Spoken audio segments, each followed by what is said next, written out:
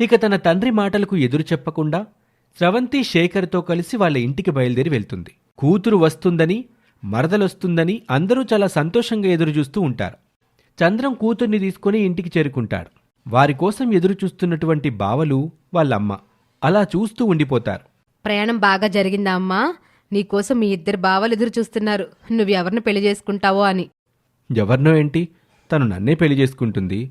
తనకు నేనంటేనే ఇష్టం. కాదురా, తనకి నేనంటేనే చాలా ఇష్టం. కాదు, తనకు నేనంటేనే ఇష్టం. కాదా, తనకు నేనంటేనే చాలా ఇష్టం. ఇలా ఇద్దరూ స్రవంతి తలా ఒక చెయ్యి పట్టుకుని స్రవంతి నా భార్య అంటే నా భార్య అని, నా సొంతం చేసుకుంటానని అంటూ ఉంటారు. అమ్మాయి స్రవంతి, నువ్వు చెప్పు, ఈ ఇద్దరిలో నువ్వెవరిని పెళ్లి చేసుకుంటావు? ఏమండి, మీరేంటి అలా చూస్తూ నిలబడ్డారు? ఏమైనా మాట్లాడండి.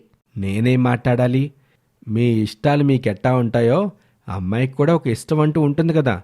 తనకిష్టం ఏంటో ముందది తెలుసుకోండి.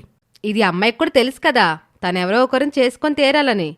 చెప్పమ్మా, నువ్విద్దరు ఎవరిని పెళ్లి చేసుకుంటావు?